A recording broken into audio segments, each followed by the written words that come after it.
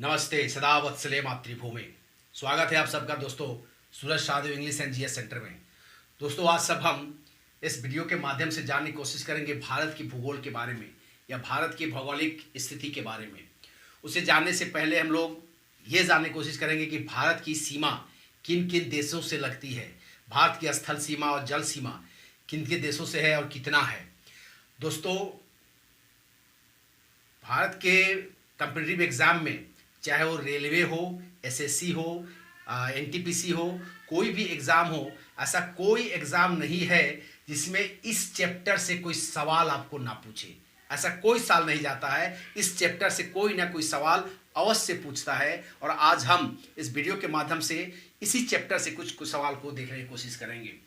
दोस्तों ये देखते हैं हम भारत का जो नक्शा है, ये देख रहे हैं भारत के बीच में एक पर्वत है दोस्तों, जिसको हम कहते हैं विंध्याचल पर्वत। ये विंध्याचल पर्वत है जो भारत को दो भागों में, उत्तरी भारत और दक्षिणी भारत में दो हिस्सों में ये बांटता है। नीचे का जो हिस्सा है दोस्तों, इसको हम कहते हैं प्रायद्वीपीय भारत। प्रायद्वीप क्या होता है? वह स्थल जो तीनों ओर से जल से घिरा हो और एक तरफ से स्थल से घिरा हो, उसको हम कहते हैं प्रायद्वीप। तो ये हम कहते हैं प्रायद्वीप भारत कहते हैं। भारत को अगर हम देखें तो संविधान में दो शब्द मिलते हैं, भारत और इंडिया। ये दो शब्द हमें संविधान में भारत के बारे में मिलता है दोस्तों। उसके बाद अगर हम देखें तो गोलार्ध में भारत का पोजीशन जो है, अगर हम गोलार्ध को ले लें तो गोलार्ध में क्या है, यह जो है 0 डिग्री के भूमध्य रेखा है और यह है आपका उत्तर है, ये है दक्षिण है, ये है पूर्व है और ये है पश्चिम। और ये क्या है, भारत आपका यहाँ है। यानी कि भारत क्या है, गोलार्ध में कहाँ है? तो उत्तरी पूर्वी भाग में भारत है। उत्तर पूर्व भाग में क्या है? भारत की अवस्थिति है, स्थिति है। तो सवाल अक्सर पूछता है कि गोलार्ध में भारत की स्थिति क्या है? तो ये उत्तर और पूरब के बीच में है, तो उत्तर पूर्वी भाग में गोलार्ध का ही है। ये अक्सर सवाल पूछता है दोस्तों। अब अगर हम देखें कि भारत के पश्चिम में क्या है, तो भारत के पश्चिम में दोस्तों जो सटा हुआ है, यह आपका है पाकिस्तान है। यह पाकिस्तान है और उसके बगल में यह अफगानिस्तान है दोस्तों, अफगानिस्तान है यह। उसके बाद अगर उत्तर में देखें तो उत्तर में भारत के साथ सीमा जो लगता है उसको चीन के साथ लगता है, और ये जो क्षेत्र है इसको हम कहते हैं तिब्बत कहते हैं दोस्तों, तिब्बत कहते हैं। और ये जो उत्तर में जो है यह नेपाल है, जिसके साथ भारत की सीमा लगती है, नेपाल। यहां पर दोस्तों हम सब जानते हैं भूटान है, और भारत जो है भूटान की रक्षा करता है अपना सेना भेज करके। ये डोकलाम क्षेत्र जो यहाँ पर देख रहे हैं, डोकलाम का क्षेत्र है, यहीं पर चीन के साथ में भारत का झड़प हुआ था भूटान के कारण। ये क्षेत्र है दोस्तों म्यांमार का क्षेत्र है, म्यांमार है यह। और यह है बांग्लादेश है, यह बांग्लादेश है, इसकी सीमा भारत से लगती है। नीचे में अगर हम दक्षिण में देखें तो यह आपका श्रीलंका है दोस्तों, यह श्रीलंका होता है। और यहाँ पर यह है मालदीव है दोस्तों, मालदीव है। तो भारत की सीमा जो है दोस्तों इन्हीं देशों के साथ लगता है। अफगानिस्तान, पाकिस्तान, चीन है, नेपाल है, भूटान है, म्यांमार है, बांग्लादेश है, श्रीलंका है और मालदीव है। इन देशों के साथ भारत की सीमा लगती है। अब अगर हम देखें दोस्तों तो भारत चीन के साथ जो ये है, यह है यहाँ से लेकर के यहाँ तक, म्यांमार तक भारत और चीन का सीमा देखने को मिलता है। अब हम देखें कि 1896 ईस्वी में दोस्तों, 1896 ईस्वी में पाकिस्तान अफगानिस्तान के साथ भारत की सीमा लगती थी। जब पाकिस्तान अलग नहीं हुआ था तो वो भारत की सीमा हुआ करता था। तो भारत और अफगानिस्तान के बीच में जो सीमा रेखा थी उसको कहा जाता है दोस्तों डुरंड रेखा। ये डुरंड रेखा इसको कहा जाता है, जो 1896 में अंग्रेजों के द्वारा वहां पर बनाई गई थी, तय की गई थी। और भारत और पाकिस्तान के बीच में जो सीमा रेखा है दोस्तों, उसको हम कहते हैं रेड क्लिफ, रेड क्लिफ कहते हैं इसको। ये 1947 में निर्धारित की गई थी। भारत और पाकिस्तान के बीच में जो सीमा रेखा है उस रेखा को रेड क्लिफ कहा जाता है। और अफगानिस्तान के साथ जो 1896 में जो सीमा थी उसको डुरंड रेखा कहते हैं। हालांकि अभी पाकिस्तान और अफगानिस्तान के बीच में सीमा रेखा है। भारत के साथ जो सीमा है यहाँ है, अफगानिस्तान के साथ में सीमा रेखा होता है। उसके बाद दोस्तों चीन और भारत के बीच में ये अरुणाचल प्रदेश में एक सीमा रेखा है जिसे 1914 में निर्धारित किया गया था, जिसको कहते हैं सर मैकमोहन लाइन, मैकमोहन रेखा या लाइन, जिसे कहते हैं सर मैकमोहन रेखा कहते हैं, जो भारत और चीन के बीच में अरुणाचल प्रदेश में सीमा रेखा को तय किया गया है दोस्तों।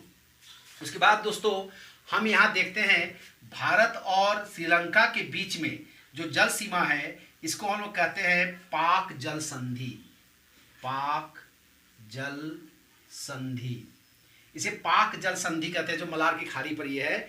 अक्सर बच्चे स्टूडेंट कंफ्यूज कर जाते हैं क्योंकि यहाँ पर पाक का नाम आता है, सब सोचता है कि पाकिस्तान का सीमा रेखा है, लेकिन जी नहीं दोस्तों, श्रीलंका और भारत के बीच में जो एक जल संधि है जिसको हम कहते हैं पाक जल संधि कहते हैं। अक्सर क्वेश्चन पूछता है दोस्तों, इसको याद रखिएगा। और भारत के साथ अगर हम देखें दूसरे देशों के साथ सीमा रेखा कितनी लंबी है या सबसे लंबी सीमा रेखा किन देशों के बीच में है, कि भारत और चीन के बीच में है, भारत और पाकिस्तान के बीच में है, भारत बांग्लादेश के बीच में है।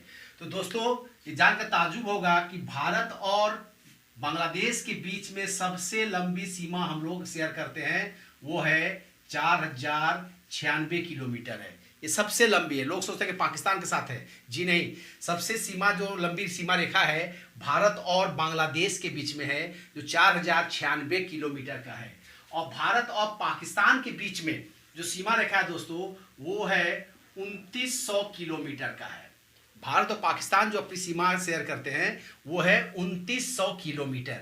वहीं पर भारत और अफगानिस्तान के बीच में जो सीमा है दोस्तों वो है 106 किलोमीटर। भारत और अफगानिस्तान जो है 106 किलोमीटर का सीमा का शेयर करते हैं दोस्तों। वहीं पर भारत और चीन के बीच में अगर देखें तो ये है 3488 किलोमीटर सीमा रेखा हम लोग चीन के साथ में शेयर करते हैं, जो जम्मू कश्मीर से लेकर के आपका हिमाचल प्रदेश वगैरह और यहाँ लेकर के आपका अरुणाचल प्रदेश तक में आती है। तो यहाँ पर हम लोग क्या है वो 3488 किलोमीटर का सीमा ये अपने पड़ोसी देशों के साथ शेयर करता है भारत। तो सबसे लंबा है बांग्लादेश के साथ 4096 किलोमीटर, दूसरा है चीन के साथ 3488 किलोमीटर, और तीसरा है पाकिस्तान के साथ 2900 किलोमीटर, और अफगानिस्तान के साथ 106 किलोमीटर का होता है दोस्तों। अगर दोस्तों हम फिर देखें भारत का जो स्थल क्षेत्र है, भारत का जो ये स्थल क्षेत्र है, ये पूरा जो सीमा है उसका वो है आपका 15,200 किलोमीटर। भारत का यहाँ से लेकर के पूरा, यहाँ से सीमा जो रेखा है यहाँ से लेकर के पूरा यहाँ तक ये है 15,200 किलोमीटर का उसका सीमा रेखा है।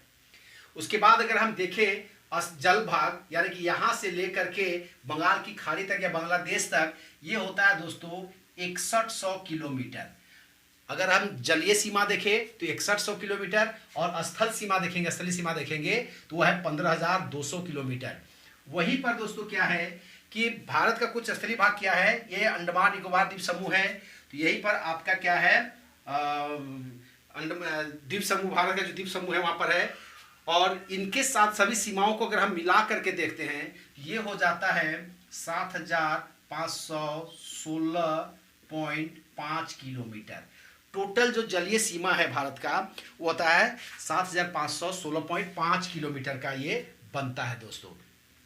ये है आपका लक्षद्वीप है दोस्तों, ये भारत का लक्षद्वीप है, और ये है मालदीव, अलग देश है, मालदीव है ये।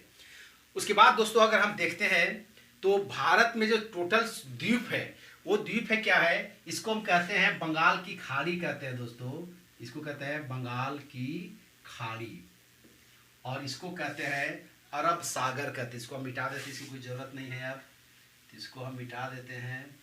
इसको कहते हैं अरब सागर, अरब सागर कहते हैं। और नीचे के भाग को दोस्तों हम कहते हैं हिंद महासागर, हिंद महासागर कहते हैं, जो सिंधु नदी के सिंध के नाम से ही आया हिंद महासागर। अगर हम दोस्तों देखें यहाँ पर तो इस अंडमान निकोबार द्वीप समूह के क्षेत्र में जो है द्वीप की संख्या है वो है 204 द्वीप है यहाँ पर। और इधर आपका लक्षद्वीप की इधर निकल के है ये है 43, यानी कि टोटल द्वीप समूह अगर कहेंगे हम 247 द्वीप है। भारत में क्या है 247 है। कभी कभी क्वेश्चन पूछता है दोस्तों कि लक्षद्वीप में कितने द्वीप हैं, तो लक्षद्वीप में 43 में अगर हम क्या करते हैं तो 36 जो द्वीप है वो सिर्फ लक्षद्वीप में ही है दोस्तों, और इधर और बाकी जगह पर है वो कुछ और होता है, मिलाकर 6 उधर हो जाते हैं, तो कुल मिलाकर हो जाते हैं 9 और 36 43 हो जाते हैं। तो ये है दोस्तों आपका भारत की भौगोलिक स्थिति के बारे में बहुत कुछ जानकारी जो आपको दोस्तों आज के लिए हम लोग इतने ही देखते हैं।